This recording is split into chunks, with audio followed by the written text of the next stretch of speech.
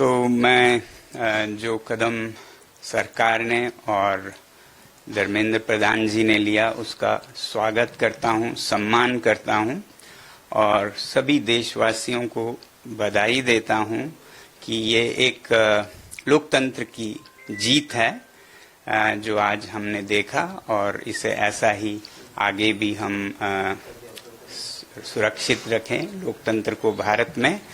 और देश की युवा पीढ़ी को मैं बधाई देना चाहता हूं और धन्यवाद देना चाहता हूं सीजेपी के हमारे टीम और भाइयों और बहनों को जिन्होंने ये मुद्दा उठाया सबसे पहले, और जो वॉलंटियर्स जिन्होंने उनका साथ निभाया, जो देश भर से छात्र और युवक और बड़े बूढ़े सब लोकतंत्र के लिए खड़े हुए, उन सब का सम्मान करता हूं मैं।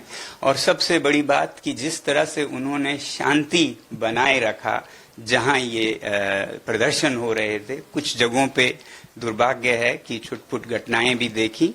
मुझे उम्मीद है कि इस शांति को हम बनाए रखें और कहीं भी कोई गलत बात नहीं होगी आगे भी। ये जो शक्ति है लोकतंत्र की वो हमारी शांति से हुई है, ना कि हमारे बाजुओं के बल से। उसके मुकाबले तो आपके बंदूकें हैं, मगर जो शांति की हमने ताकत दिखाए उसके मुकाबले कोई हथियार नहीं है, तो उसे बनाए रखें। अब जब आप महसूस कर रहे हैं कि आपकी जीत हुई, तो विजय में विनम्रता सबसे बड़ी बात है, वही आपके चरित्र को प्रदर्शित करता है, परिभाषित करता है। तो अब जब इस आंदोलन को जरूरत पड़े और कुछ आगे लेना हो या फिर अभी रोकना हो, जो भी करें बहुत ही शांति से करें।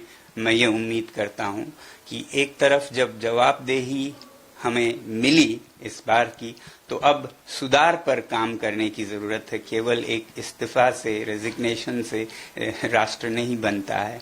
तो शिक्षा में सुधार हो, इस पर भी आगे काम हो। मुझे पूरी उम्मीद है जिस उदारता से सरकार ने ये कदम ली है वो इसमें अब सुधार के कार्यों में भी जुड़ेगी। सुधार सिर्फ शिक्षा में नहीं बल्कि शासन में भी मेरी उम्मीद है कि अब से देश चलाने का तरीका जरा बदलेगा।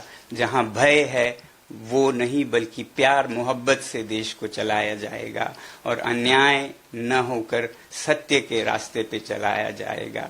और वैसे ही जहां कहीं भी जिस रूप में भी भ्रष्टाचार है उसे हटाया जाएगा और सच्चाई के रास्ते पे एक भारत देश के लिए और विदेशों के लिए भी एक उदाहरण बनेगा, सच में विश्व गुरु बनेगा।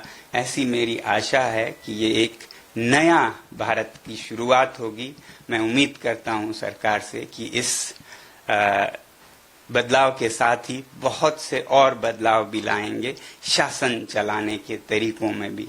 अब क्योंकि मैं लद्दाख से हूं और एक पर्यावरण कर्मी हूं, एनवायरमेंटलिस्ट हूं, तो मैं उम्मीद करूंगा सरकार के से कि जो लद्दाख के पहाड़ों को संरक्षित करने की, वहां के लोगों को लोकतंत्र देने की प्रक्रिया चली है, उसे भी बिल्कुल ईमानदारी से चलाया जाए। उसे कमजोर करने की कुछ कोशिशें हो रही हैं, वो सब छोड़कर जनता के साथ प्यार मोहब्बत से मिलकर हम सीमाओं को सुदृढ़ और शांत बनाएं, विकास के रास्ते पे लें।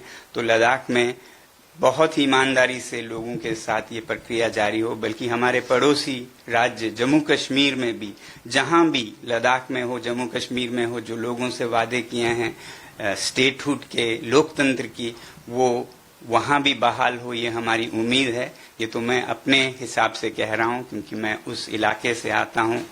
तो बाकी देश में शिक्षा में खासकर सुधार हो, बदलाव हो। किसी भी बच्चे को, किसी भी अभिभावक को जो इन बच्चों को गुजरना पड़ा उसमें न गुजरना पड़े।